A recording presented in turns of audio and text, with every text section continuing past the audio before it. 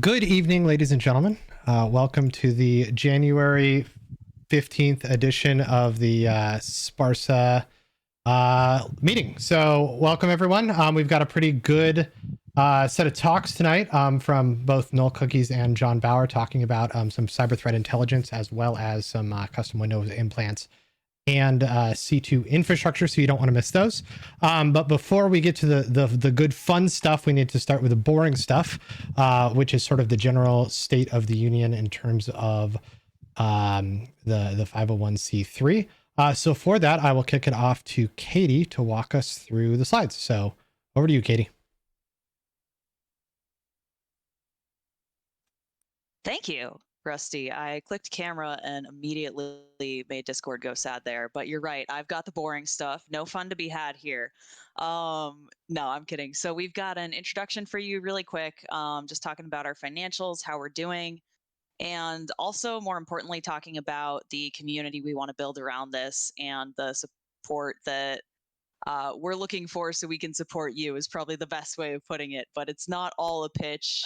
I'm really looking forward to the talks we have tonight. We've got a couple of them coming up, and my camera's just not turning on with Discord, so I'm a couple of spinning dots, but that's okay. Yeah, we've got a couple of talks. One of them is going to be around threat intelligence, and the other is going to be around Windows implants and some really cool technical deep dive stuff. That's not saying the threat intelligence isn't cool. I think they're both going to be fantastic. We're also going to demo a new segment around the news. So there's a lot of news that happens every month. And one of the things that we've had an element of a security club that a lot of us have enjoyed is getting to share and talk about that news and share it. Just to read it out for you. So the vision of SPARSA is to recreate the security club experience away from a college. So testing with news segments, talks, getting more participation from all of you, and having good times together.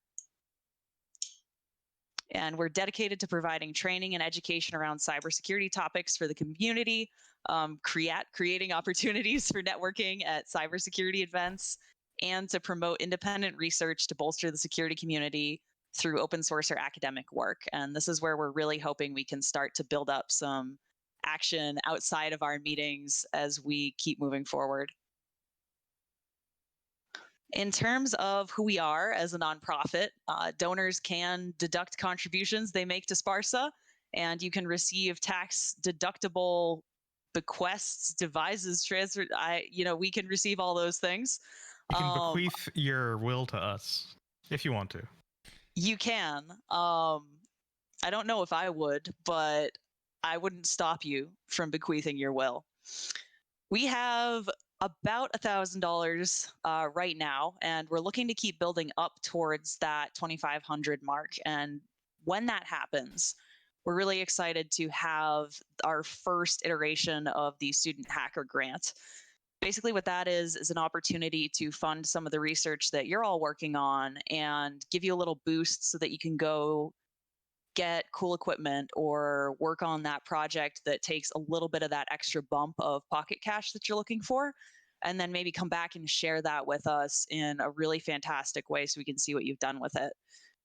So the link to donate is https://sparsa.org/donate. You can set up recurring monthly donations. Just like all the other cool streamers out there, we can get your support on the monthly, should you choose it, and one-time contributions are also very welcome. Feedback, right now, we can only take feedback through http feedback.sparsa.org, but we're looking for your feedback. You're our audience. You're the folks we care about. We want to make sure that we're making this meeting useful to you.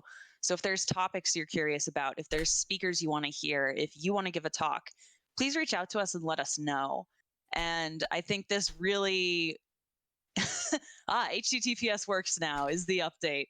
So big exciting news there. It's a pretty generic feedback form, but anything you have to say, we're looking to hear it.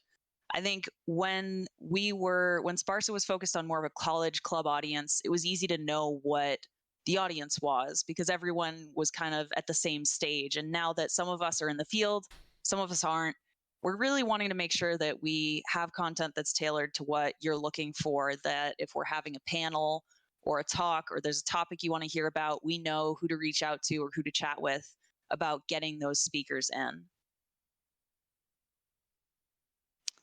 And for general information on how to contribute, we have sparsa.org or signup.sparsa.org. Could somebody tell me what the sign up URL is for? That's for our inaugural annual no, it's monthly. It's a monthly newsletter that we're going to send out. The board collects how we're doing. I think it's financials, some hot news articles, and how to engage with the community. That sounds amazing.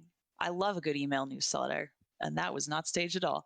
No, but seriously, so sign up to the newsletter and you can hear how we're doing a little bit more outside of the monthly meetings. So now for the news. Cool. All right. We'll kick this off over here with the news. One of the big topics this week has been the increase in usage of Signal. For everyone who tuned in today, it was not up all day for the most part. So that was a little bit exciting. A couple of the screenshots I saw, they went from 10 million to 50 million installs this week. Whether that was Elon posting use Signal. Also, Kirk, you're drawing around on your cursor there.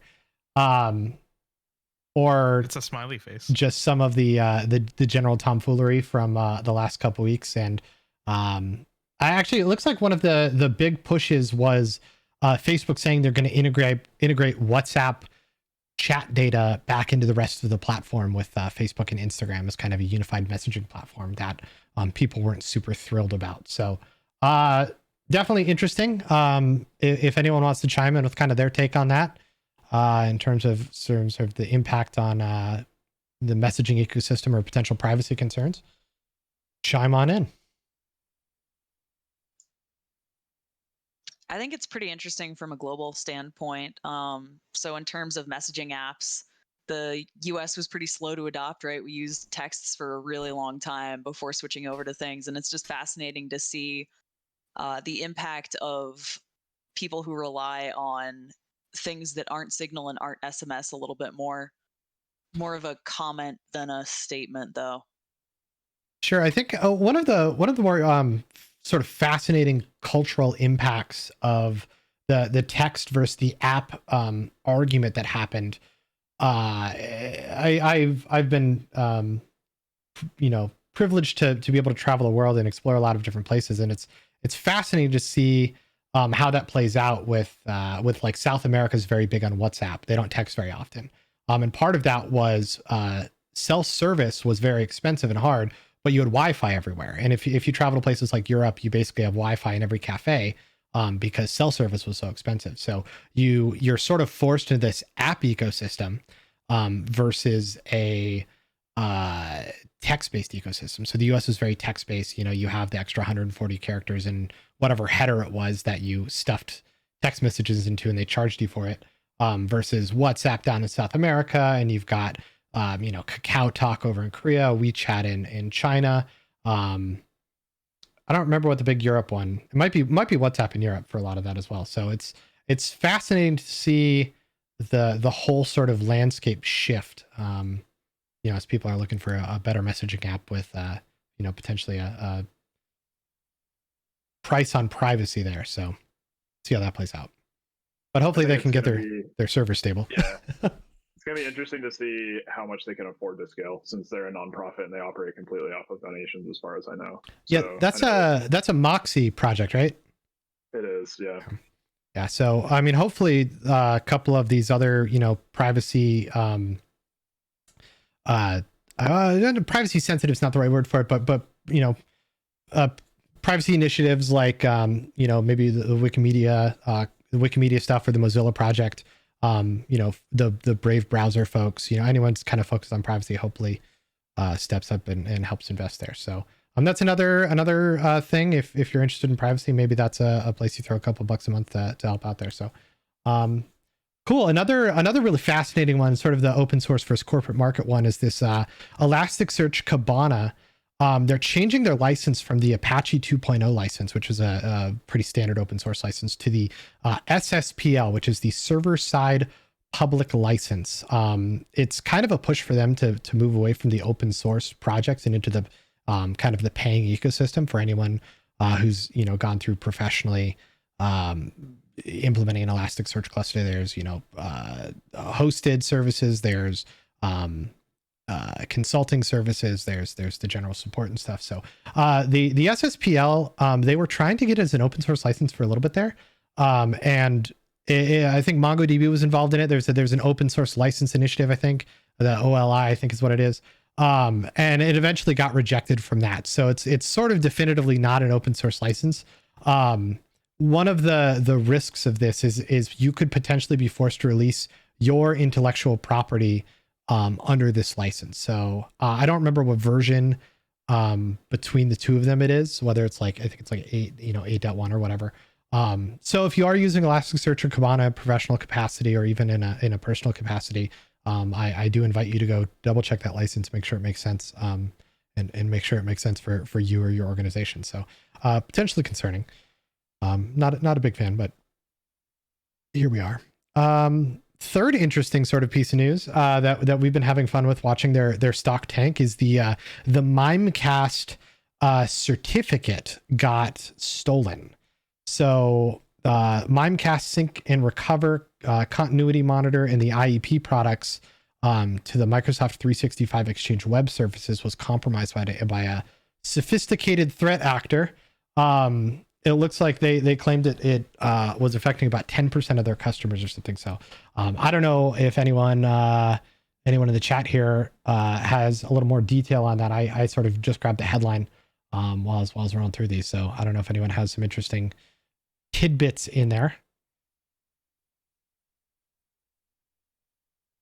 I mean, I don't know if there's a lot concrete out there yet, but there's been a lot of questions about if this is a second order attack off of SolarWinds, or if it has to do with Microsoft being compromised by a SolarWinds, because it was the Office 365 connector specifically that got popped. So I think there's a lot of open questions, so I don't know how much is actually public yet. That's my snarky feedback is that I'm very upset that the New York Post, whoever the fuck wrote that JetBrains article that was like just a huge waste of everyone's time, wrote that, and this Mimecast thing was very quiet afterwards.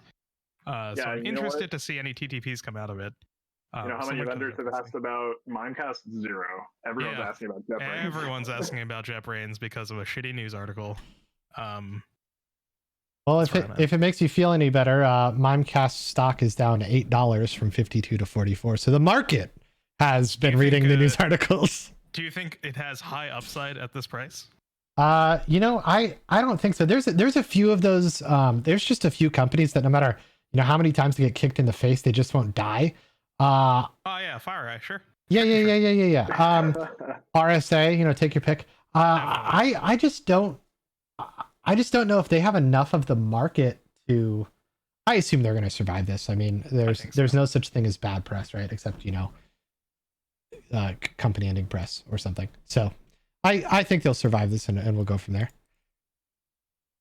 Cool. The next one we got on there, we'll just do a quick one here. This Kubernetes removing Docker support. This was kind of a kerfuffle a few weeks ago.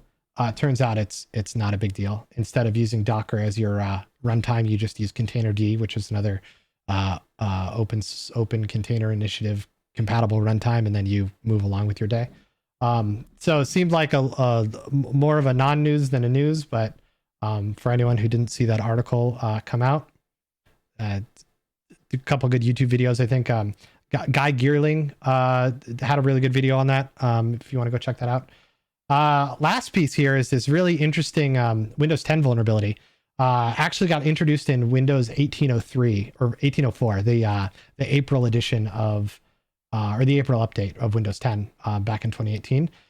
With a small piece of code, you can corrupt a hard drive just by looking at an icon or a folder. I think it has to do with the NTFS header or something, but you can put this code in like a zip file or anything else, but as soon as your computer comes across it, it corrupts itself. It looks like they have figured out a way to recover it, but it's kind of a manual recovery process, which is kind of hilarious. So patch your shit, I guess. Cool. Those were the articles that I had grabbed. I don't know if anyone has seen anything else interesting floating in the wild in the last couple of weeks that they want to chat about. I think in the future we have to have a conversation about the phrase patch your shit and the magnitude of what that entails at some point. Oh, Why is patching so fucking hard, honestly? big true.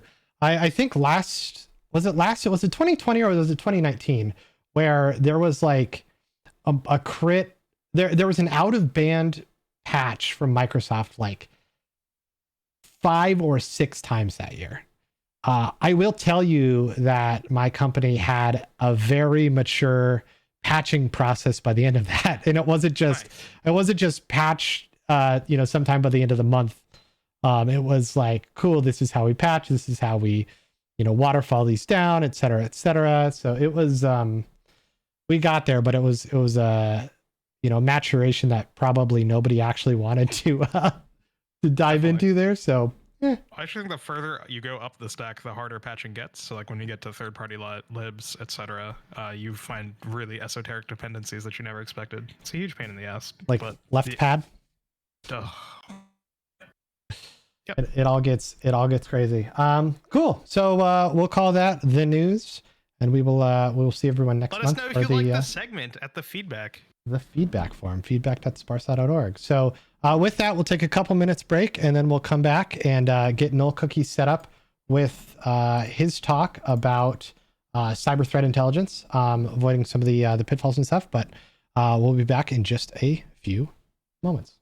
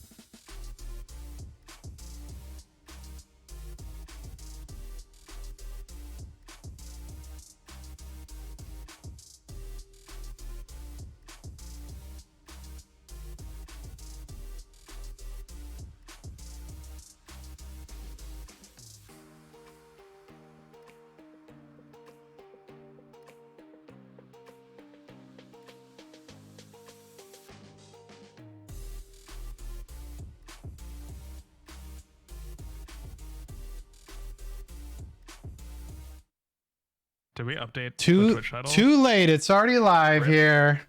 No, we didn't update the Twitch title, but I will do that right now. Fam.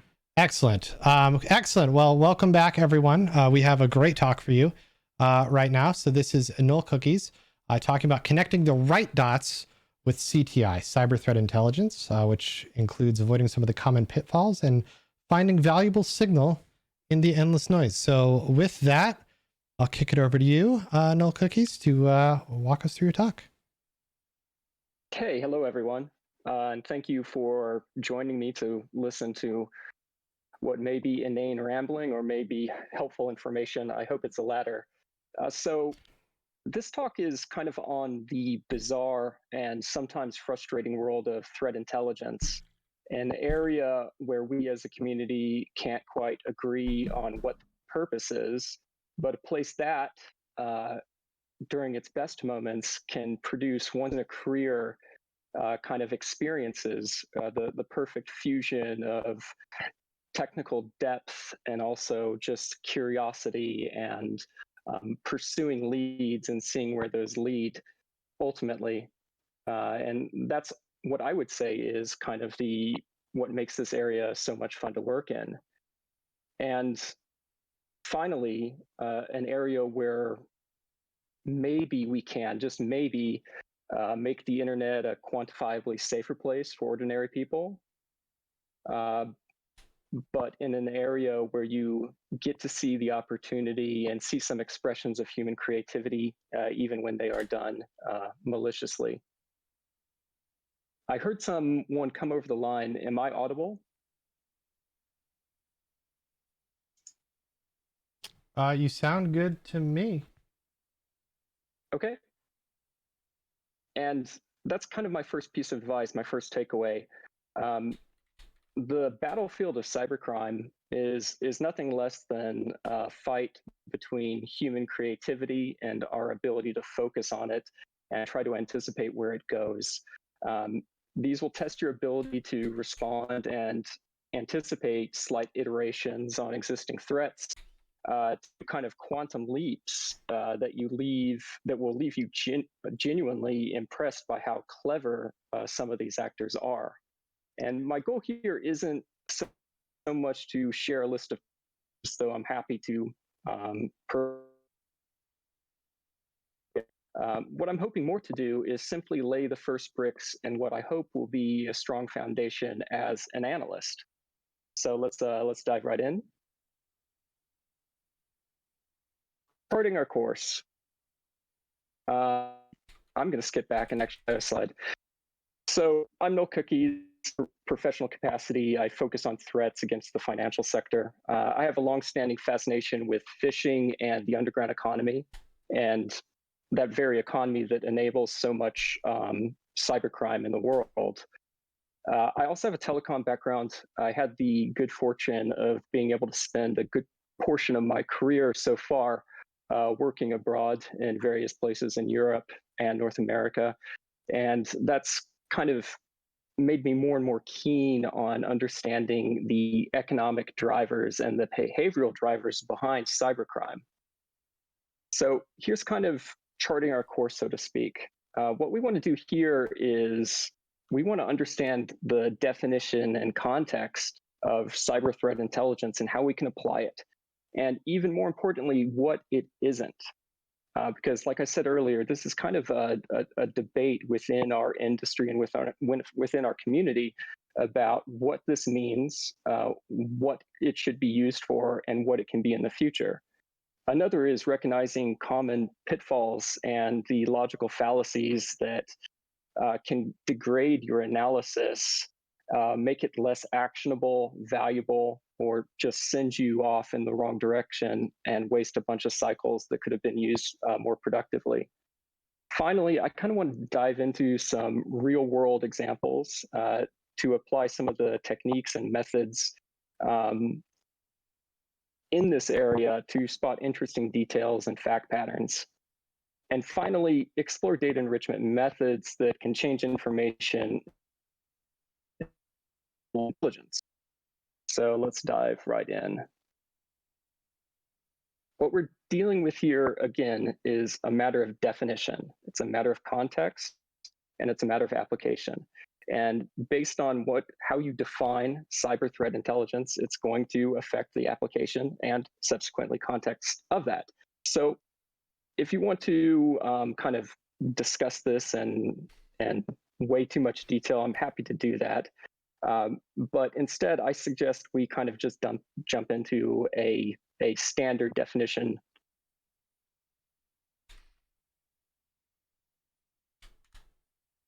So we're ultimately dealing with somebody's ability to find patterns or meaning in a large swath of information that may not necessarily make sense. And the human capacity is especially skilled at finding meaning where there may not necessarily be meaning. So on your left, you see a diagram of tea leaf reading. Fortune tellers would evaluate where the leaves of drunk tea would land in the finished cup and assign significance to it. On the right, you've got something even cooler. We're going back several millennia, and it's the practice of haruspicy, which is finding divinations in the entrails of sacrificial animals. And the diagram here is supposed to represent a bull's liver, and based on what you would see on the actual bull's liver, you would assign a certain type of significance to that. And again, a more modern example, and it's not meant to criticize anyone's belief, but it's a pattern that humans have, and that is to see significant images and something that perhaps isn't a significant image. So here's an example of cheese toast, and people have asserted some sincerely that there's a divine image in cheese toast. So this ability of ours to perceive these relationships and assign significance is really impressive. But that is a double-edged sword. Not to get political, but you can see with some of the QAnon conspiracy theories, people are connecting dots between disparate data points, but when connected and in a way that is bolstering their own bias, they can go off into just ridiculous tangents. And so we're great at finding patterns as a species. We're very good at applying those patterns and assigning significance to them. But that same tendency as analysts can hinder us when it comes to actually finding the right or best answer. So one thing I've noticed, and one thing I try to impress with as many people as possible when it comes to threat intelligence, is the idea of cognitive biases and logical fallacies that we all struggle with. And so we have to acknowledge that we do have cognitive biases, that even me presenting this now, in some respect, is to confirm my own views by convincing you. It's easy for us to fall victim to logical fallacies, in particular informal fallacies, especially when there's emotion involved or there's some sort of interest in being correct. One thing to remember, that appearing correct is less valuable than being correct. And this applies to threat intelligence as well. And being correct can sometimes take time and luck, and sometimes banging your head into the wall until the answer finally comes to you. And remember that these misses, they'll happen, but importantly, they're going to teach you very valuable lessons. And so one lesson I've learned is to develop counter arguments against any statement or proof you're trying to make. So if you're able to punch holes in your argument, note that. If you're not, go back to your argument and see if you can punch any more holes, because a perfect argument, at least when it comes to the threat intelligence world, doesn't really exist. But what happens when you're trying to prove or make an argument and you have incomplete evidence? This is where kind of the art of threat intelligence comes into play. We have to ask questions of, what does it mean to be correct? Is complete evidence even possible when it comes to an investigation? Usually not. And that's where we're going to actually apply confidence and probability or likelihood. So confidence versus likelihood. One thing I would note, that starting off in your career, you're going to face a learning curve about what specifically confidence is and how it relates to likelihood. And confidence ratings are something that you would assign to a set of indicators, the TTP, or any other type of activity that would suggest it is something. Likelihood is probability. And while the two represent more or less the same thing, using the two terms interchangeably in the same set of analysis can lead to a lot of problems. And moreover to that, confidence ratings, high confidence, moderate confidence, low confidence, these have very, very specific meanings. And depending on who you're presenting this information to, can dramatically change their impression of your research. So I would advise you to look at NIST publications, for instance, when it comes to actually dealing with confidence ratings related to government. So I'm going to start with kind of a generic definition of what cyber threat intelligence is in the first place, and I'm going to go with Gartner. And the fact that I'm going with Gartner may cause some people to cringe at first, but I think this is a really solid definition. So it says that threat intelligence is evidence-based knowledge, including context, mechanisms, indicators, implications, and action-oriented advice about an existing or emerging menace or hazard to assets that can be used to inform decisions. Well, that's really complicated. There's a debate whether this information, whether this definition is even valid in the first place. And there's this tension that Mark Solomon noted between what is internal data and external data. Internal data for so long has kind of been segmented and set aside, where threat intelligence through threat intelligence feeds has focused so much on external data. And a lot of analysts and a lot of SOCs have experienced just this deluge of information, but the information isn't necessarily applicable or actionable to what is actually being protected. And so I would argue that the magic of CTI happens between kind of the interaction between your internal data sets and external data, and the ability to enrich that data by combining the two.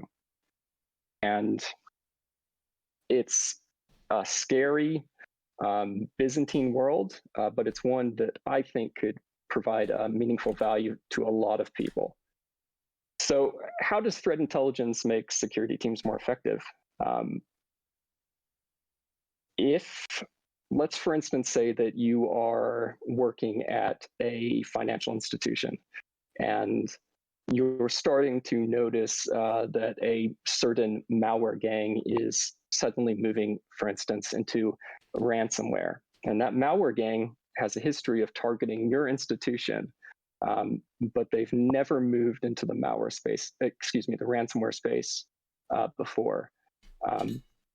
Being able to have that kernel of knowledge will be able to make you adapt part of your security posture and potentially stop the attack.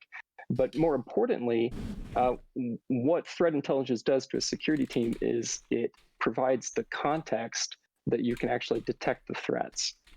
You're able to see the big picture, the macro trends, where underground economy forces can start to show you where a major player is going to move into the industry. Human intelligence, where you build a relationship either with a bad actor or you have connections through trust circles, where you can start to see that something is different. Having that ability to either use peer groups or trust groups or have your own intelligence sources can make your team a lot more proactive and a lot less reactive. And that can save quite a bit of money, and it can make everyone's lives on the defender side quite a bit easier. So when we talk about cyber threat intelligence, we're talking about something that is a cycle, and it's called the intelligence life cycle.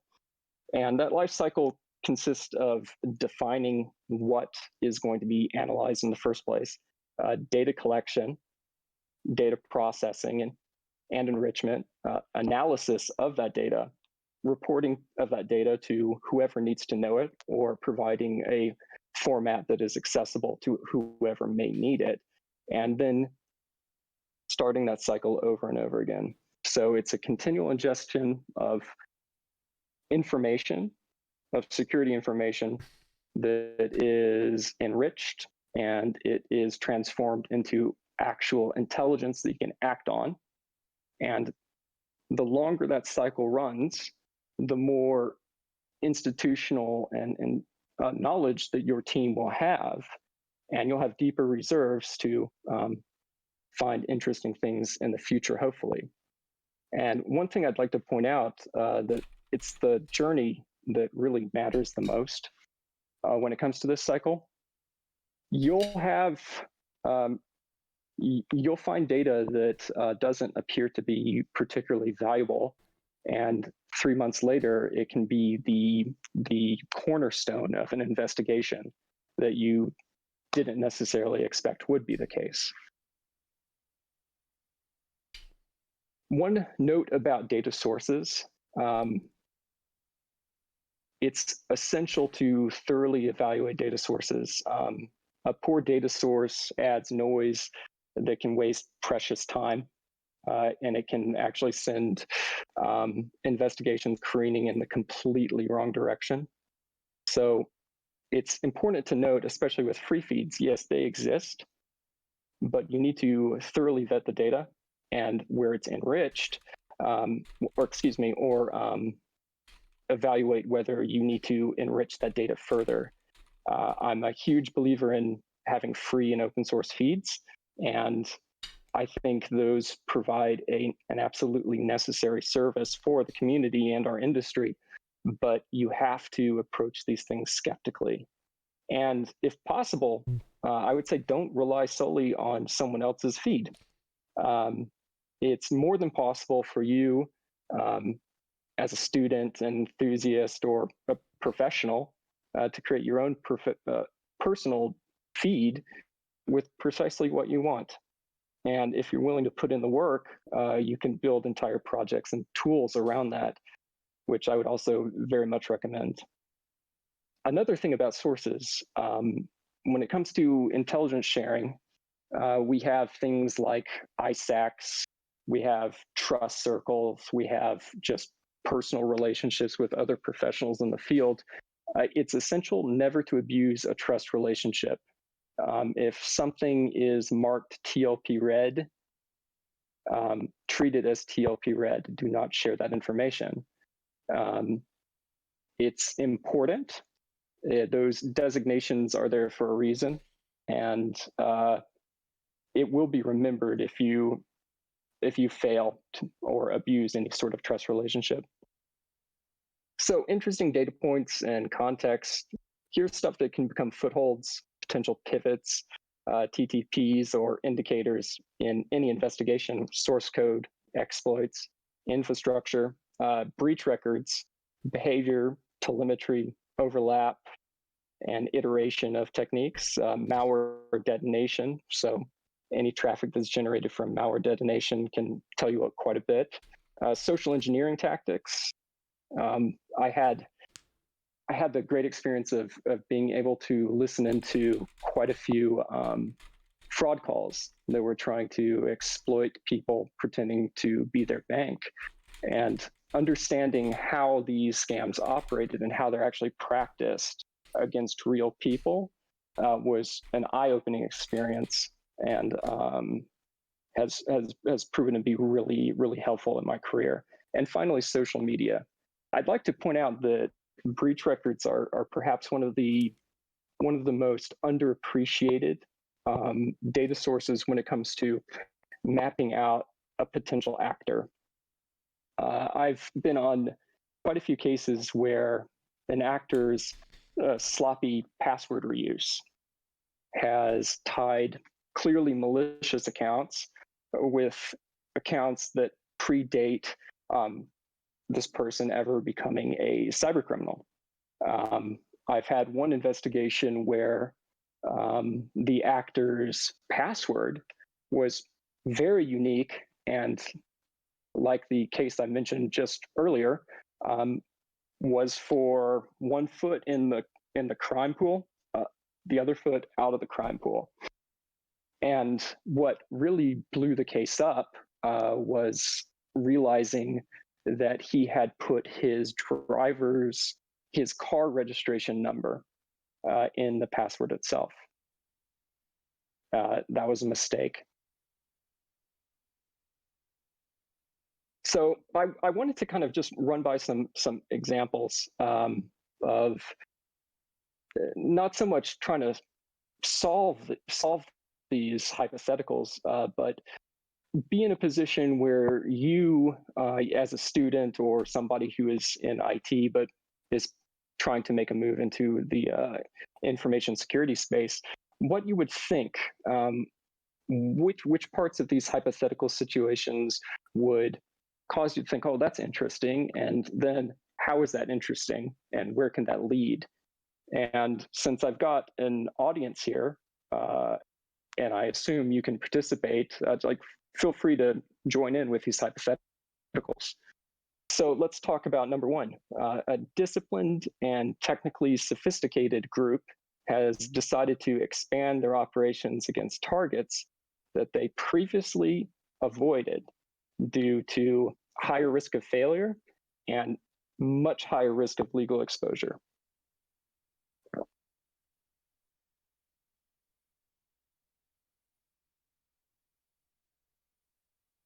Do you want to re-ask the question in case anyone might have missed it?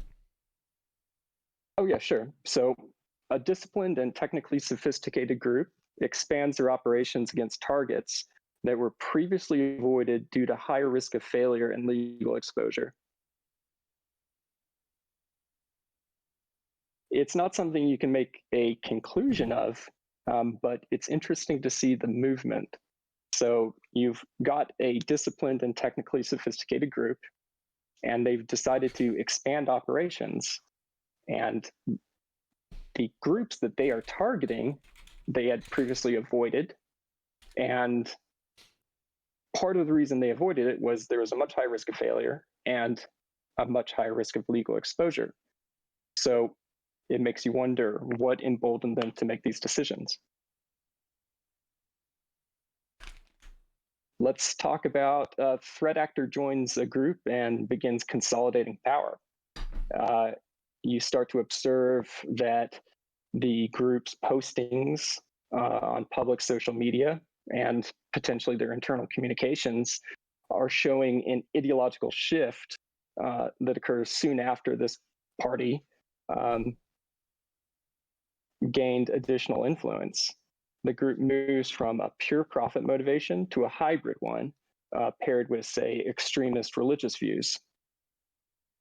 That suggests that a person is gaining influence. Their motivations are changing as the group. It begs the question of why that would happen.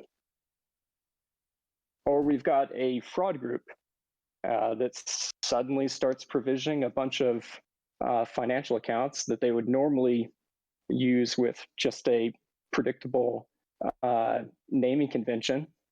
And they moved into synthetic identities that are very difficult to track.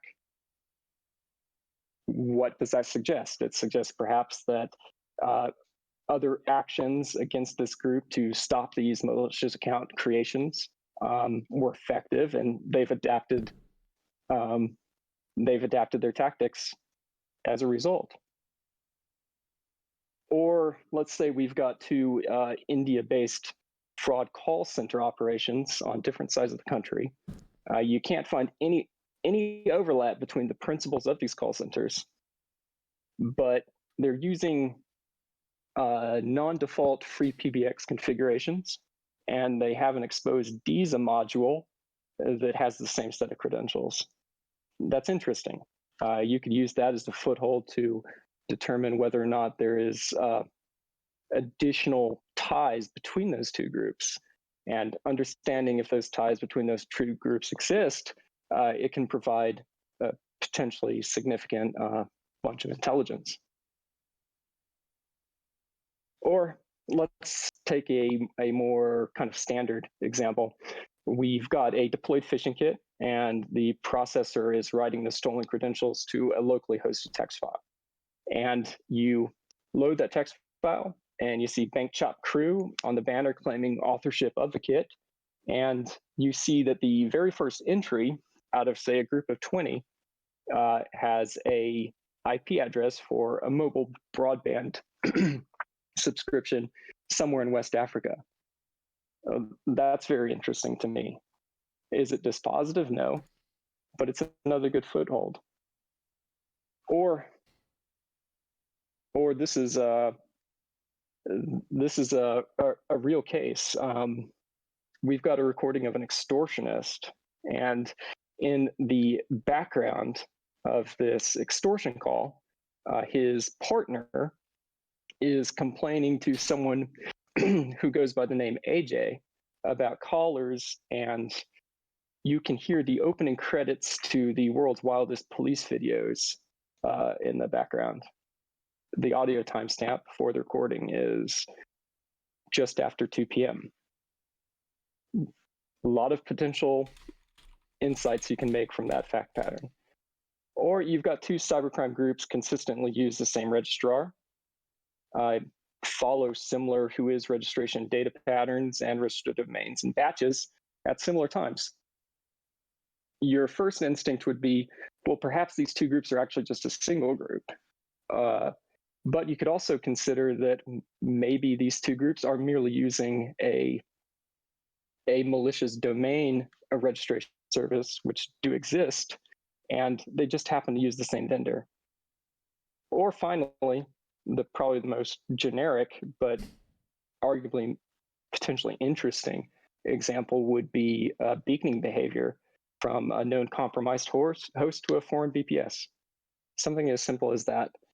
So it's the ability to kind of wonder why something is the case, what's the significance of it, and how that significance can provide a useful insight to an investigator. So you can approach these kind of puzzles through a number of ways, and it's going to depend on your organization. It's also going to depend on what most intrigues you. Is it information gathering related to ongoing monitoring of a threat? Is it something coordinated with law enforcement for long-term infiltration? Is it mitigate, fix, and move on, who needs attribution scenario? Or is it information that you would also want to share with trust circles, with your ISACs, or potentially the government? There's a ton of stuff that you can do, but again, it's going to depend on your organization, your tolerance for risk, your resources, and your goals as a professional. And so I wanted to also make one additional point. This community is good, and we have an ongoing discussion on a tweet I made asking the community if they had one piece of advice for a potential, for somebody interested in the cyber threat intelligence space, what bit of advice would you give them? Here's the URL. Perhaps somebody or I can drop it into the actual chat, but it's got a ton of wisdom, and I think you may find it useful. And with that, I'll give it back to the rest of the people. Perfect. Awesome. Thank you so much. I actually had a couple interesting questions for you.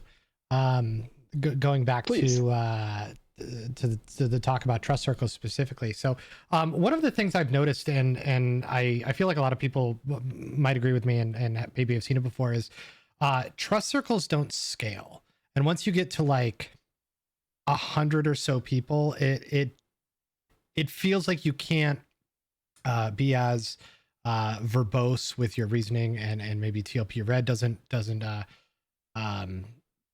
stay TLP red, etc. So how do you deal with sort of the non-technical challenges of just too many cooks in the kitchen in a situation like that? Yeah, that's a great point, and it's an equally good question. I'm a member of a number of relatively large trust circles, and in our own kind of administration, creating subgroups within the larger trust circle is a good way of reducing noise. So unrelated topics aren't going to kind of blur in with what you find interesting. And finally, it's not worth discounting just private relationships and conversations you have between you and another member of this trust circle. An ideal situation is you've got a community where you can take valuable information that you've actually gleaned, share it with somebody that you already know would need that, and that sort of reciprocal relationship is massively valuable for every party involved in it. Absolutely. And then the other question I had It's kind of a funny story. I used to work with a guy who came from kind of a spooky background, and so we had a TTP tracker internally, and every once in a while, a year or 2 years after he left, we'd open up and we'd see like, oh, this thing is a known bad IP, and there's zero context on why it's a bad IP or a bad domain or a bad registrar, whatever the TTP is. So how do you balance being verbose enough in classifying your TTP that it's effective without writing a dissertation for every different piece of intelligence that you might gather?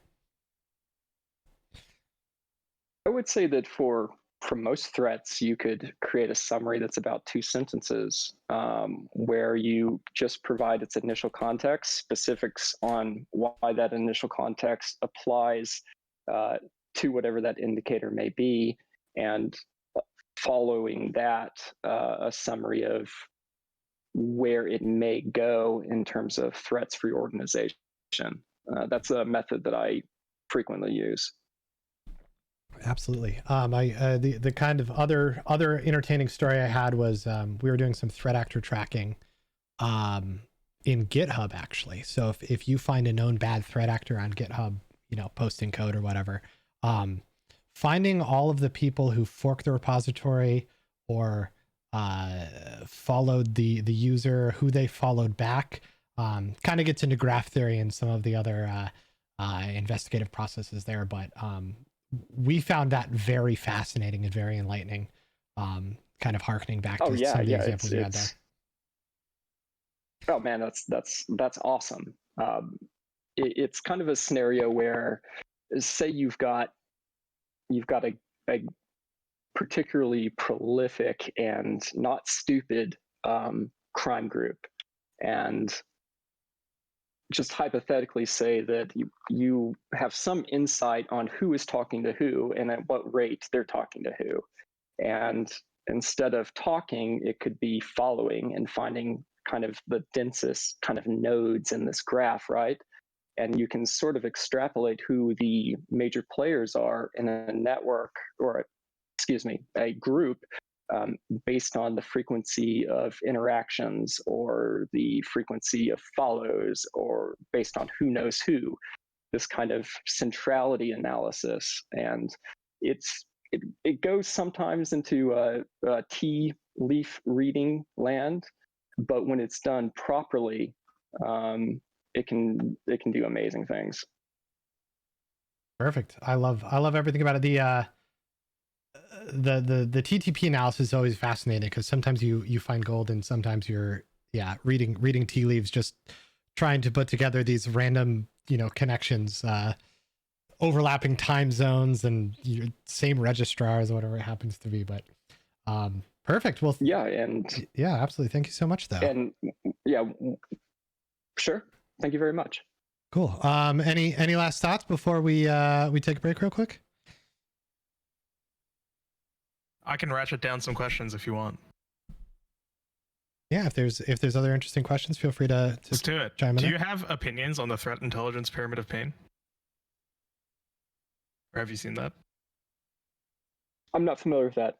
Starts with like very easy to implement things at the bottom, like cross-referencing against hashes, and then you go up to IP addresses, and you go up eventually to TTPs. How do you find, like, how many organizations that you know of can action on like generic TTPs, like emerging TTPs in your experience? Few. You need a well-developed security team. And that's sort of the problem that's occurring throughout the industry right now is people are trying to figure out, can you go down into mid-sized organizations or even small businesses and find something that is applicable to them, something that they can ingest and use? And it's not always the case. The higher touch analysis, it needs a mature team at some point. That makes sense.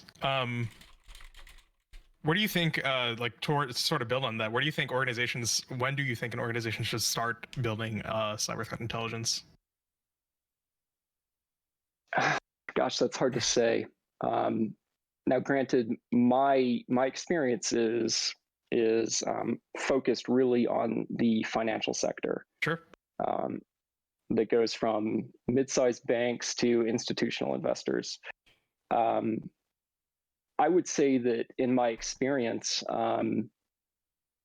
the people that are just below the rung where they should have a well-developed TI team and SOC that can address these threats, the notch below that for the mid-sized banks, they're getting hammered right now in ways that I hadn't expected even 3 years ago, and they're definitely being targeted. And I think the sooner that those banks or those organizations start taking threat intelligence more seriously, and it doesn't mean that taking threat intelligence less seriously, it's not a jab against them, it's an issue of resources.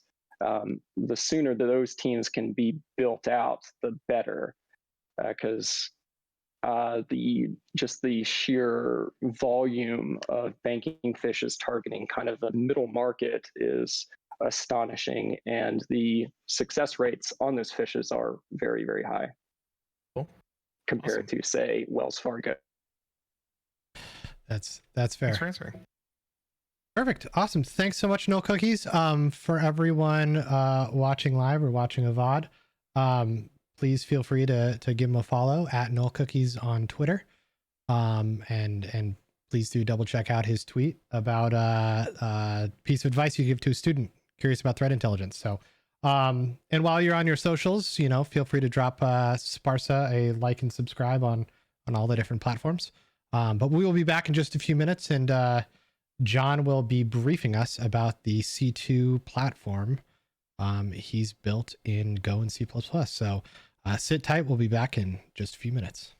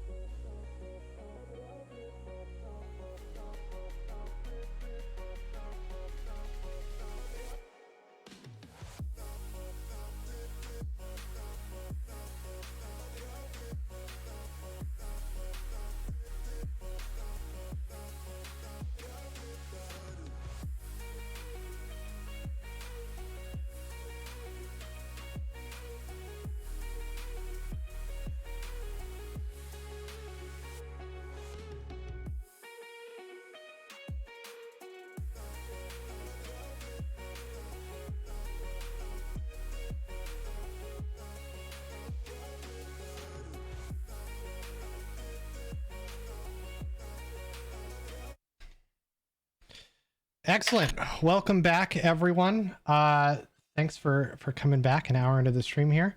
Next up, we have John Bauer, or at Fire Hazard on Twitter, which I won't attempt to spell out, but it's up there in the title there. Talk about custom Windows implants that he made, as well as a team server with a simple API. I believe it's written in Golang and C++, but I will kick it over to John to walk us through the chat here. So John, you're up. How's it going, everybody? So yeah, I wanted to learn. I wanted to build out some basic stuff. So I'm just gonna get into agenda. Who am I for some basic intros?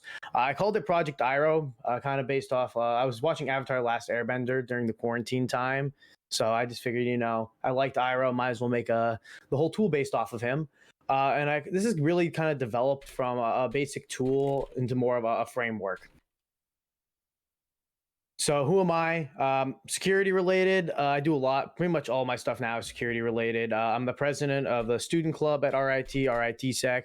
It's what SPARSA and another club used to be when they were there. So these guys got all this started. So thanks, guys. I'm the chief of our red team that we have, and I'll get into what that entails in a minute. And I'm big into Windows. Love digging into the Windows operating system. I love programming. I've been doing it since high school.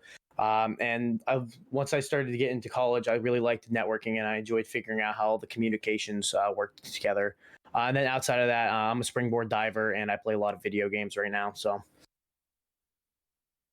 the kind of agenda for the day is I'm going to go over what kind of problem I saw with the red team, what kind of problem we had while I was there throughout my time at RIT. I'm a fourth year now, so done one more semester. And then I'm gonna get into like the different Windows persistent mechanisms that can be used and what I chose to use. I'm gonna get into my project and designs, like the features of the project and what you can actually do with it. I'll talk a little bit about it. Kind of turned into a team server, Spirit World, I named it to kind of complement Iroh, and then some future work with the project that I plan on doing. And those are both public. Spirit World, it's very thrown together alpha type thing.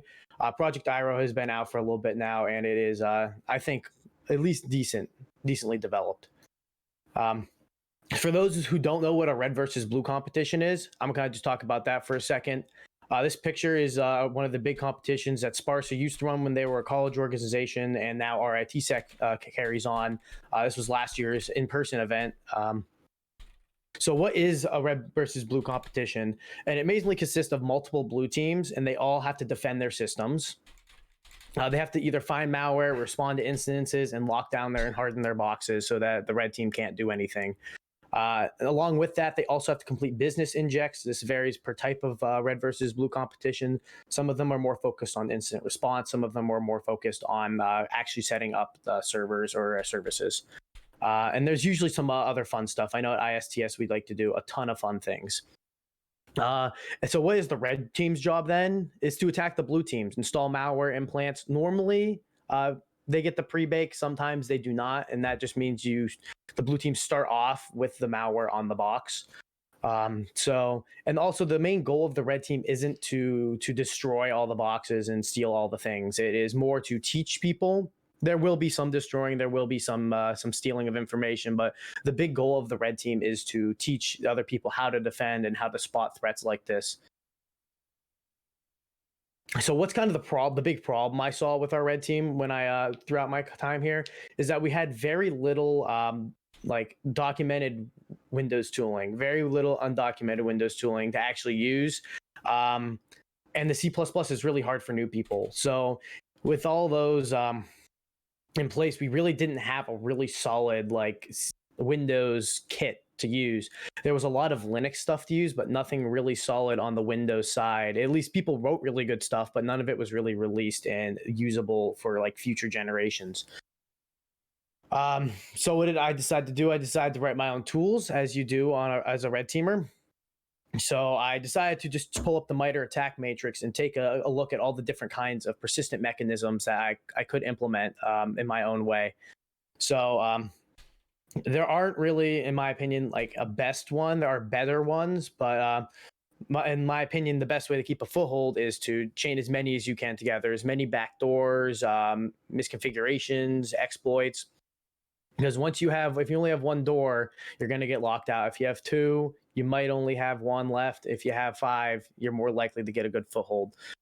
So, and then also I had an issue with or also with these persistences, you want to run them in multiple different ways. You don't want to put all your eggs in one basket. So I decided I wanted to do more of a framework type deal because I didn't want all of my stuff to be running under one service or all of it under one executable.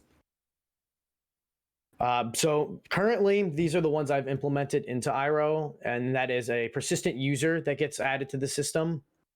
I added the ability to control the firewall, which is great. And then enabling services, certain services, such as RDP.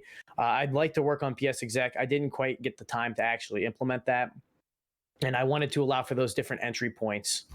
So I could have, say, a auto run deal or an auto run, a DLL that's injected, and then maybe a service as well. So as I kind of stated before, I had some pretty clear goals for the project at this point. I wanted it to be really easy to set up and deploy. It's a pain sometimes to just copy paste code to a bunch of different projects, even though I'm going to be using the same code in different projects. And there's definitely an easy solution for that. So I thought, why the hell am I not using that? On top of that, I wanted to make sure my code was well documented enough for somebody else to look at it and either change it, customize it, add to it, use it, etc. And I also wanted it to be super modular. Competitions, at least on the college scene, we have a lot of competitions every year. So I wanted to make it so I still have that functionality, but I can change, say, if I add a persistent user, I can theme it to the competition, or I can add more than one user, and I can make it different payloads all have adding a user, but they're different users. I wanted it to be super modular and very plug and playable. I also wanted to be able to compile in many different ways, like I mentioned, EXEs, DLLs, nice, easy run. I'll get into this more, but not in the public release of IRO. But running processes as another user was a big one that I wanted to do because we couldn't, as a red team, like let's say meme on the kids or troll them in a way that they actually get to see what's happening. There was a lot of just behind the scenes, a user's getting added. And I wanted something that was more in the face or more like a program that pops up and scares them or like we're here kind of deal.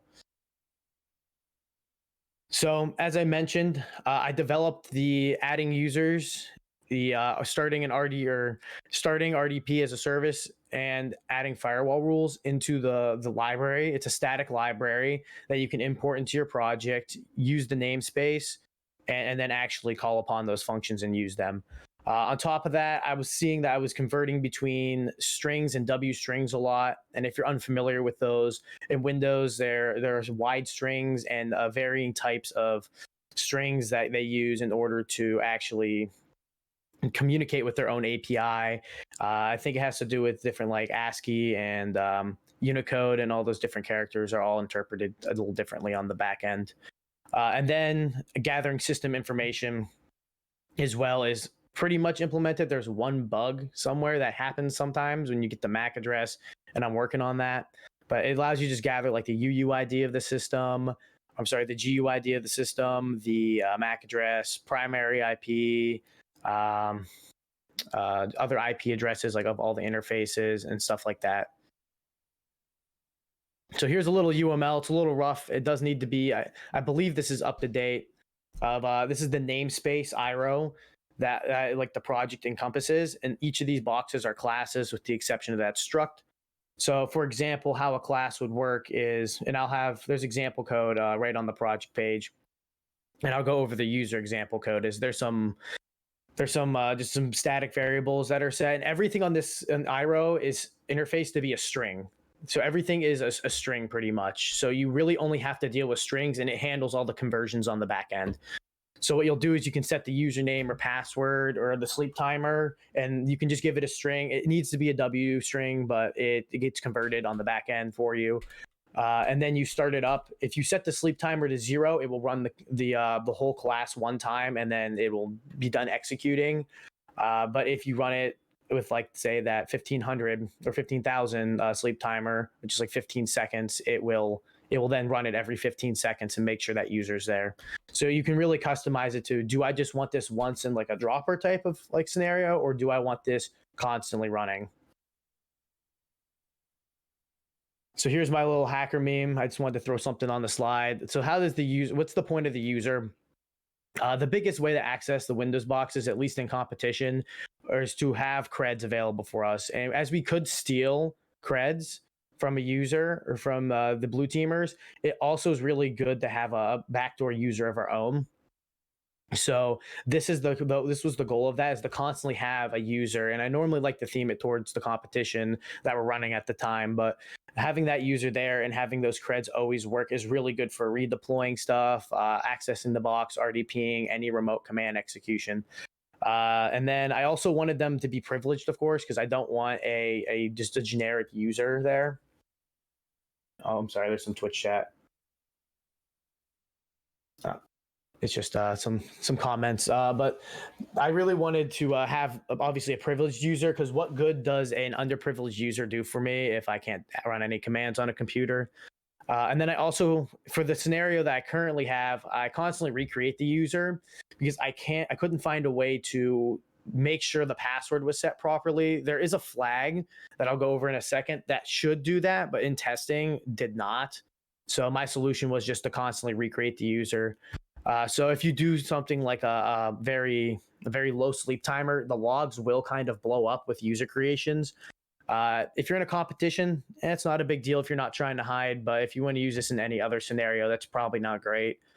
And then in the future, I definitely want to add some customizations. Like, do I want a local user maybe, or do I want just a local admin on a domain controller? Right now, if it's a domain controller, it makes it a domain and enterprise admin, and if it's a local computer, it makes it a local admin.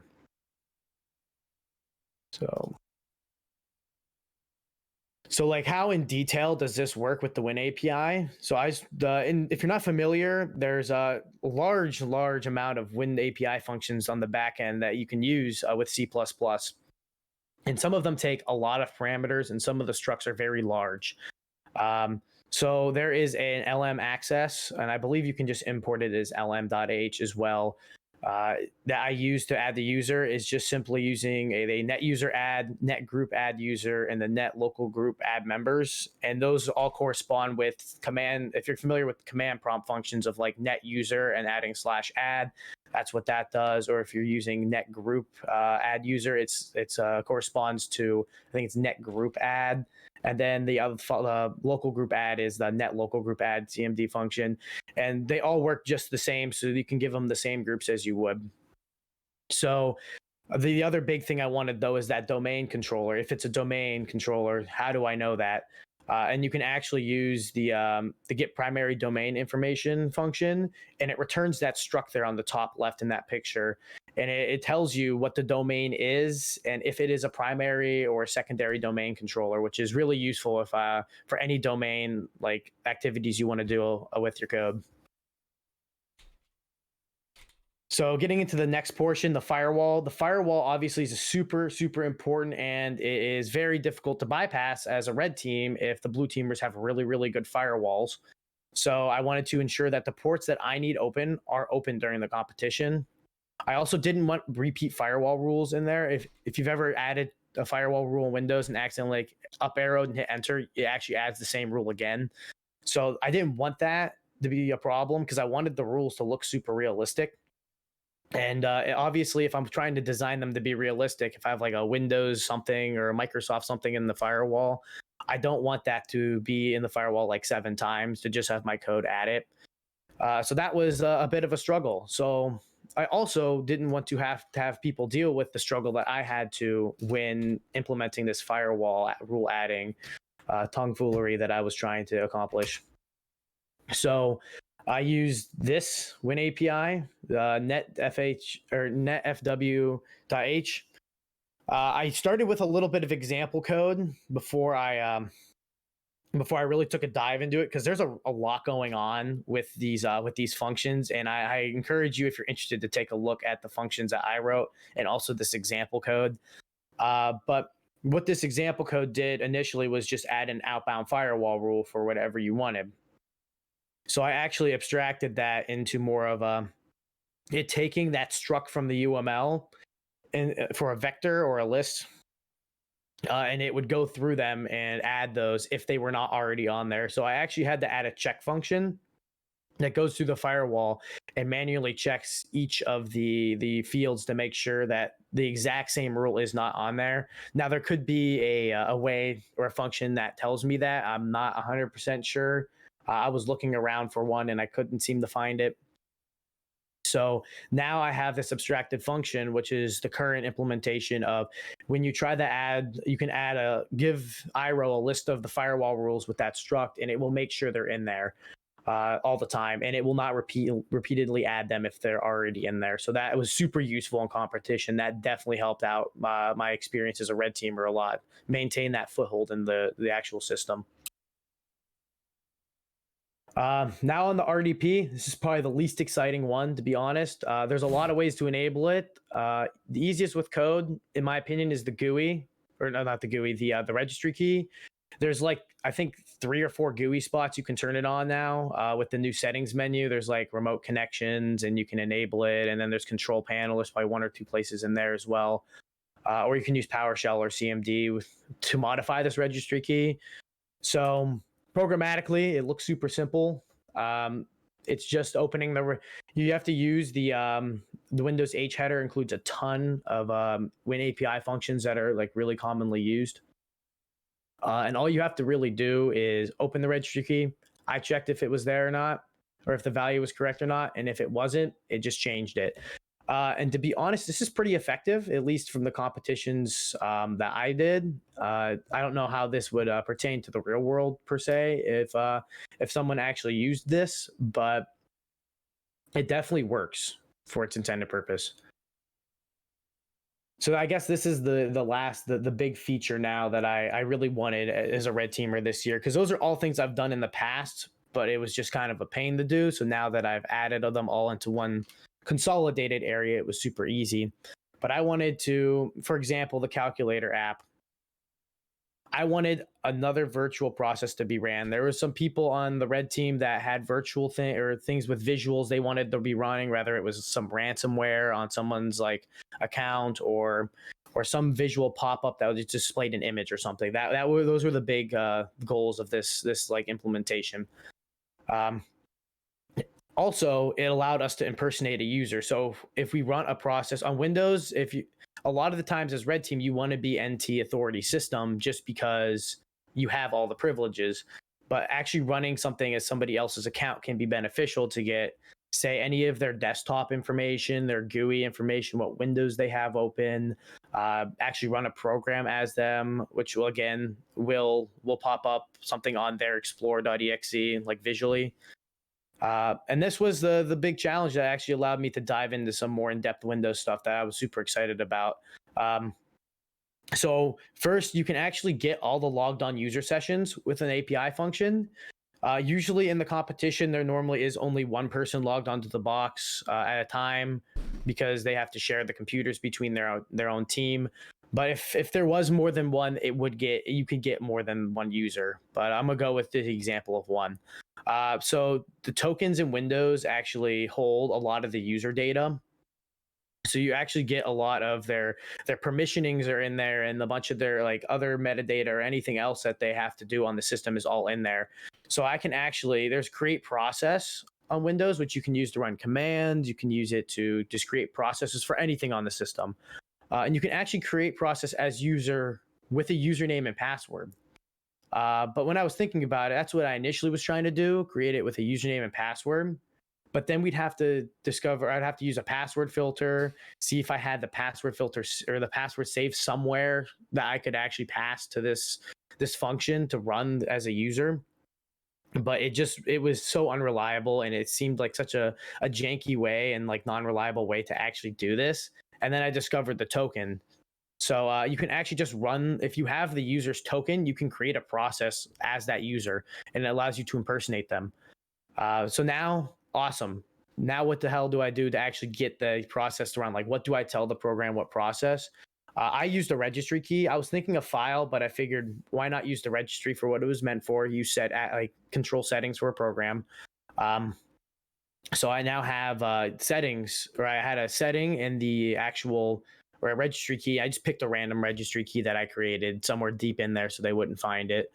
If I wanted to run a program, it would change it from its like blank default value to, for example, just like cmd.exe and then taxi and then whatever else you want it to run, and it would actually run the argument for you as that user.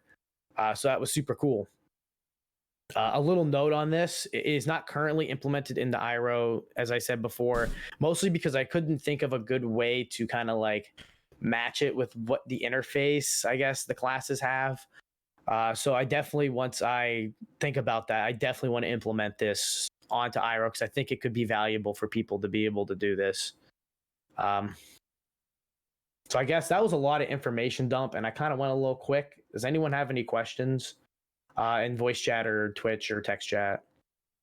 You have more content? I can start going. Oh yeah, I got more content, but I just wanted to take, because this is now moving into the spirit world, which is a little different. Yeah. So yeah, I just wanted to like I'll hold for that. break it up. I'll jump in for a question real quick. I guess what was the hardest part about building out the tooling for the endpoint? Like, what was the most challenging piece of that? What do you mean the endpoint? For like the Windows side. I know the second part's just going to be the sort of server API, upstream, whatever. C2, there it is. I guess what was the hardest part about building out the implant? I guess learning how to really utilize Visual Studio's like tools to actually like make different projects within each other to actually get the entry points, because I knew how to use the C code just fine, and I've been like very newbie like copying pasting code I wanted to reuse into my other programs. Like for example, the user, I wanted to add a user on like 2 different implants, so I would make a whole like new project on Visual Studio and put all that in there. Whereas now that I like looked at it, you have one solution in a bunch of projects, and I have my library in there that gets compiled and it's linked between all the entry points. And I go, okay, exe, cool. I'm going to do an exe, just a basic executable, give it a main, and actually get that in there. And then I guess the tokening was also pretty hard. I didn't really understand it fully, and I still don't understand it fully, but it was really fun to be able to like dig into that. And it was like a discovery in my brain, and I was super excited while I was doing it. Nice. Lead on. Alrighty, on we go. If we don't have any more questions, feel free to drop them if you think of any. So now that was really cool and all, and I had a bunch of misconfigurations, and then that was this last semester. I finally like compiled that all together, and then this long break, 2-month break hit for school, and I was really bored, and I thought, okay, I have another problem though. I don't really have anything to talk to. It doesn't have anything to beacon out to. So I decided, why not write a C2? And then kind of like in my rambling of just coding, it kind of turned into a team server, I think. But regardless of that, I wanted to try to code one. I know there's a bunch of them out there, and everyone, it's like at least like a meme inside the at least our red team and some tool development people that everyone codes their own C2. But I wanted to code one. I feel like there was a lot of benefit to be had from it, and there was a lot of software engineering like processes from doing like a front end or a TUI type deal, or a having Docker just compose up everything, actually Dockerizing the entire project, writing APIs and actual like interfacing with databases. So I figured that's a lot of stuff, and then I also really wanted to learn Golang, so I decided, hell, I'll write it in Go, and I'll try to do all this stuff. So I was actually able to get a POC, and it's still alpha, but I think it works. It works for what it does. I tested it again today just to make sure, because there will be a demo later here. But the goal of the team server, or the C2 that I wanted to write, was to make it really easy to interface with for anybody who's new, because that's another problem I found, was new people wrote these really cool implants that used all these cool techniques, but they didn't have anything to beacon to. And if they did, it was it was documented, or it was hard and they needed a lot of information, or it was a little undocumented but hard to set up. So I want to just write something super simple that at least I could use and maybe a couple other people could interface with as well. So the Docker, it was super easy. I might have a picture of it on the next slide, but it was like 2 Docker containers, and it was super easy to set up. It was just a database and the actual code itself, and I interfaced a bunch of these variables within the code so that the Docker container could you could customize everything. You could change your database and everything with all these environment variables, what ports the REST API listened on, what port the certain listeners listened on, if at all. So I think that was really cool because now I can just change it up from 4321 to 123, and now it works still on that. So I just wanted it to be super simple, and I also wanted to just go boom, up, Docker Compose, up. That's all you need to do for setup.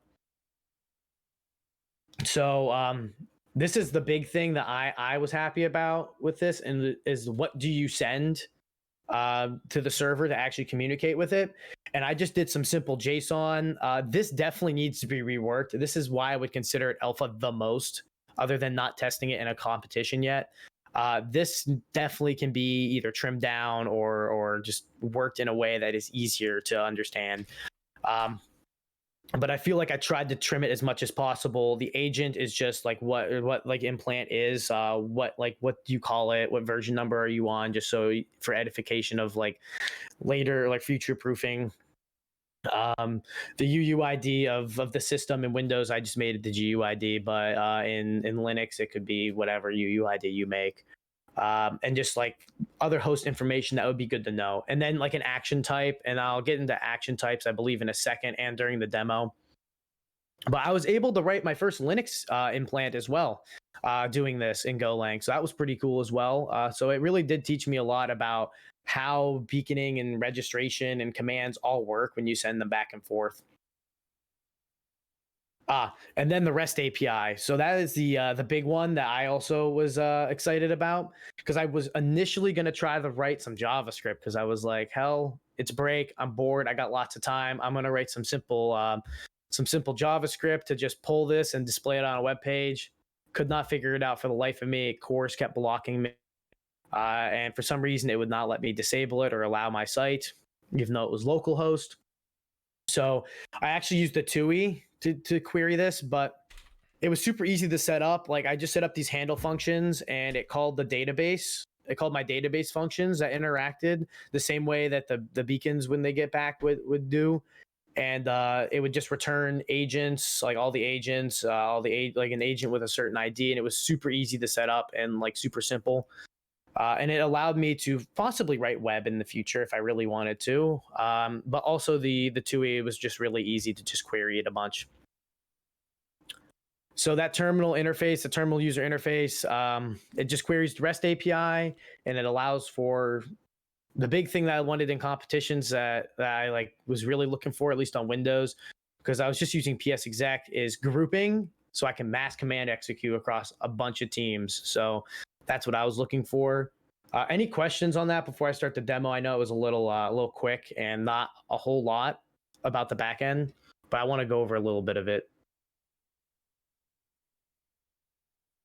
Probably worth taking a look at the demo, and then we can loop back, and if there's any gaps there, we can ask some more questions. Sounds good. Let me just change my screen real quick. Oh, what happened to my VM? Please hold, my VM is being buggy. Well, your face is blue right now, so I'm excited. I'm excited to see where this is going to go. Yeah, this is really weird. My VM just, the window just is stuck. That's what happens. All right, there it goes. I restarted it. You stared the demo gods in the face, and they... I had it all ready to go. It was all ready to go, and of course, I just couldn't have it. No, I could not have it. All right. If this is an eye test at all for anybody, just let me know. It's a 2K screen, so it's really small, I think, on stream. Yeah, you want to slap that a little bit bigger? There we go. There's that. Is that nice and visible for everybody? Here, we'll go full screen there. All right, take us home.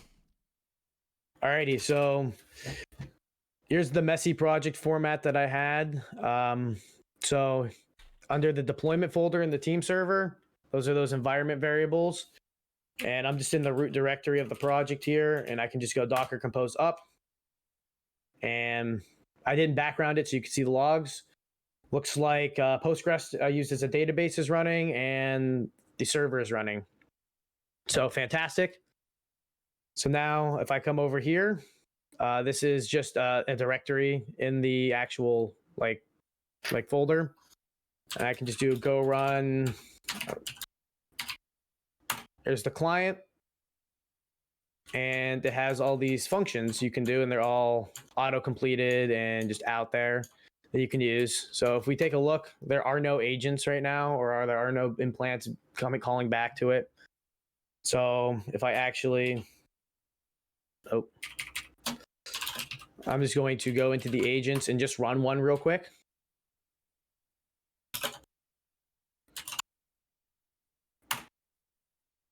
Awesome, and now it's registering. So if we go back to the actual client, it's just clocking in, and I'm just gonna clock in like one or two more of them so I can show the grouping. Here we go. Awesome. So I just wanted to make this as simple as possible for myself and anyone that is going to use it, because I'm not super big into super complex things when I'm trying to. It does the job for what I want it to do. So here's the list agents. I can do a get agent and get that UUID in there, and it tells you all the information about it, any actions queued for it. To create an action, you just create the action, give it the agent ID. Right now, there's just an execute. I just did exec. And then who am I? It gave you the action right there. So there's the UUID. I can list the actions. So there are all the actions. I can get an action and give it the ID. And there is all the action information. And there's actually the output. So it got the who am I just fine. So I can also create groups really easily. So just say Linux. There's the Linux group, and then we can take our agents and we can add them to the group by just doing add the group. We want to do Linux group, and we can just paste it in there. And we'll just do two of them.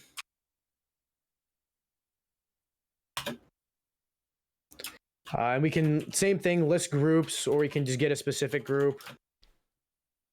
And there they are. They're in there. And then the last thing I wanted to accomplish was creating a group action. So as you see, you give it the name, the action type, and the command you want it to run. So on the Linux group, I want it to run an exec of do bash ifconfig. And then we do list actions. And we see it created two of them for those ones. And we'll just pull one real quick to check it. And there it is. Iro's still working. I'm still testing Iro to actually get it plugged in and working just fine. But theoretically, as long as you keep the logic the same, it should work just fine. And because all it does is telling it what command to run, and it runs. So yeah, it just queries Postgres with like basic CRUD functionality and sends it to the REST API. So any questions on that? That's kind of about it besides the future work. Where does this start chugging, do you think? Like, how do you do it scale? Oh, that's why it's alpha, because I have not quite tested at scale. I've hit it with like at least like I'd say 50 of them, and it was fine. But I'd be really curious to see like 100-something machines for probably running at a day. I'm curious to how much traffic that would do and how it would really take it. I know Go takes this stuff fairly well, but at what point is the real question. So some of the issues I've had with some of the C2s in the past, there's the Python one whose name is escaping me currently, that seems to work really well for the first like 100 or 200. But it did a very similar thing where when you did like an LS of all the Posh C2, when you did an LS of like all the active agents, because it didn't really have a concept of like state, it would just like chug. So you'd have to go purge all the old agents and do that. I think partially because it didn't have an option to time box things. So I'd say one feature that would be interesting is say, only list me the agents that I have an active beacon on in the last 15 minutes. And if you do that on the database side, it's certainly much more efficient and faster than what they were doing, which is trying to like loop through all the results and do it in Python. And given the GIL and everything else, it was just not great. Yeah, I was actually just thinking about something like that today. Like having them, the agents that are just still there. Like, why would I have them still there if they haven't beaconed back in like an hour? Like, what's the point of that? So that's actually a really good suggestion that I probably wouldn't be too hard to implement, to be honest with you. Like, if an agent is inactive for 15 minutes, like do a check every like 15 minutes. If it's been inactive, then just it'll have to register again or something. Cool. I guess my big question is how can people help out with this? Where can they find this code and build new things? And I actually just published the code on GitHub. And actually, let me. I see there's a question and some questions in Twitch and the Twitch and the Discord. So I guess let me just go over my last slide real quick. And then I'd be more than happy to answer any of those questions. So yeah, future work. I want to add more functionality to IRO. I want to fully connect IRO and make sure it works 100% with the team server. And I want to improve the team server and framework. And I guess going a little bit off of what you were saying, Rusty, is how people can help. I actually, we're working with Adriano and Dan, and they're just fellow classmates of mine. And we actually just got an approved capstone project of doing exactly this and actually building out the functionality. We're going to completely software engineer it from the ground up, like specifically what needs to be done. And yeah, I've already have a lot of the code, but we're definitely going to really make it, I'd say, better and easier for people to use. Because right now, if you go look at the Spirit World code, it's definitely kind of a mess of just my learning Golang and throwing it together. So I guess how can people help? Definitely look for that project going up on GitHub. It's going to be public probably from day one. And then we're going to just kind of work on it. And if people want to like help, definitely, I don't know how much we can do with the capstone, but after capstone, I plan on working on this project for a while.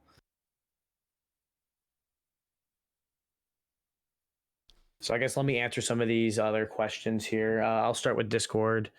I joined a little late, but you mentioned that you could change firewall rules. Was this the Windows firewall rules, or could you change third-party firewall rules as well? For me, what IRO does, it's just the Windows firewall. I haven't really monkeyed a lot with the third-party firewalls, although somebody from my club actually brought up to me that, okay, what if I install a third-party firewall during a competition? And I guess you got me. You definitely bypassed my lovely Windows firewall rule creation that I did.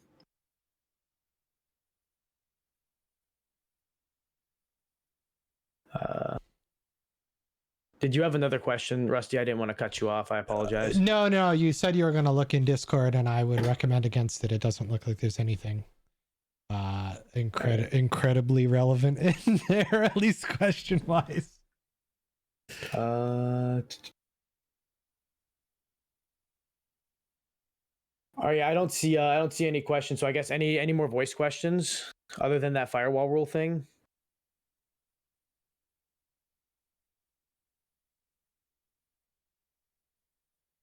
What did you like the most about building this?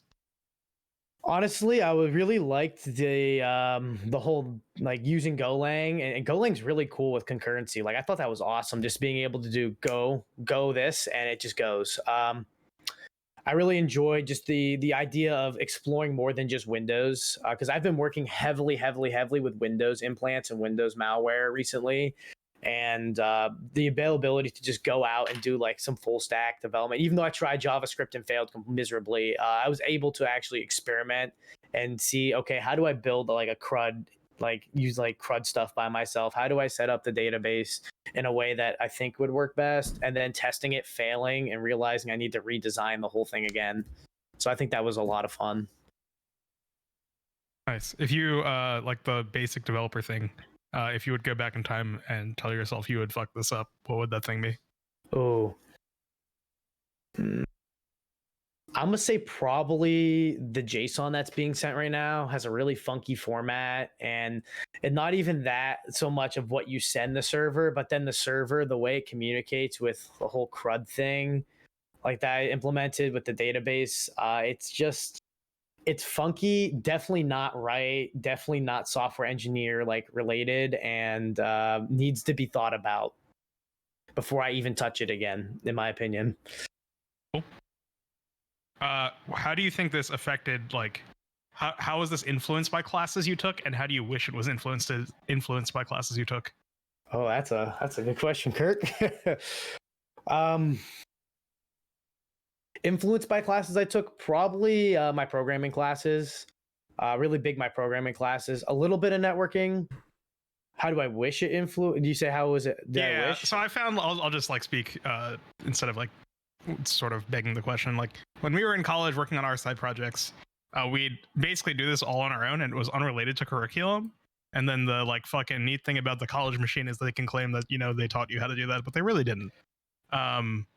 So how do you like wish the college like helped you learn this, or maybe it did and I'm just full of shit? I mean, I'm gonna say most of this stuff was learned on my own and in that whole club environment. Most of it, definitely some of the basic programming and software engineering things were more learned on internship, in my opinion, than in classes. I think it's really cool, actually. The new thing with Capstone now, at least at RIT, is they're allowing us to choose our own project in groups. So I was actually super excited to be able to pursue this and actually say, hey, I did this with school, instead of just saying, oh yeah, it's my side project that I dumped all my work in and I kind of got like C's, but at least this project's done. Nice. So I would definitely like to see a little bit more, and I think they're trying for that with the new programming classes that they have in the CSEC department. Cool, thanks. Yeah, I would say the work that the security clubs have done over the last 10 years has really influenced kind of the direction of the CSEC program, which is really awesome from RIT to be adaptable to that stuff. I know that going from the ISF ANSA major over to a complete CSEC department was a pretty big shift in the curriculum, you know, adding back real discrete and everything else. So this is awesome though. So if you want to drop in the link to the GitHub in chat, we'll throw it in there. But otherwise, thank you so much for the talk, and hopefully you'll get some PRs and stuff in there that you can definitely not claim as yours for the capstone. Can I ask a question? Absolutely. How long did it take you? Which one? IRO or the Spirit World C2? IRO. Or I guess both. IRO has been a concoction of not only my work, but also others' work. So my work is, so I did the framework and I did the firewall, the activating, the running as another user, pretty much everything. I do have to credit most of the legwork of the adding a user to Russ Landy, if you guys know him by that. He's alumni of RIT, and he not only taught me a lot of the stuff I initially knew, but also like gave a foundation for that user code. I definitely abstracted a lot of it and changed some pieces to make it my own, but he definitely helped out with that. And then also Brandon Adler did a lot of influence on more of a framework of this type with his project Iron Throne, but it just never really took off or got finished. And I think the capstone mainly will help him, will help finish that whole idea of doing this. And that will be cross-platform more than just Windows, but that's kind of that idea. Then Spirit World, I coded it with no lifing it for 2 weeks. The classic. Love it. Merry Christmas. Yeah. Perfect. Cool. Thanks so much, John. Thank you for having me, guys. I appreciate it. Of course. Excellent. Cool. So with that, we'll close the stream out here. Two interesting pieces of news that have come to our attention. If anyone's interested in sort of the game cheat world, Riot and Bungie have actually teamed up to sue a notorious cheater or cheat community for both Valorant and Destiny 2. So that's actually really interesting. It's not often you get these partnerships between different gaming companies to try to take down some of the cheat makers. Riot's actually been pretty active legally over the past few years, getting some of these gaming markets, the cheat markets, taken down. So that's really cool and really exciting. The other interesting thing is the Joker Stash. If anyone's familiar with that, it's the largest carding forum on the internet right now. Is shutting down in a month. A lot of their proxies had been taken down over the last 6 or 9 months. Allegedly, none of their core servers or any of the databases and stuff, but it sounds like they may be wise to the fact that you can only outrun the long gun of the law for so long. So they're going to be shutting down on February 15th of this year. So exciting for people who don't like having their credit cards stolen, but I guess not exciting for people who like stealing credit cards. So take that with a grain of salt, I suppose. With that, if there's any other last comments from the board, otherwise we will close this out.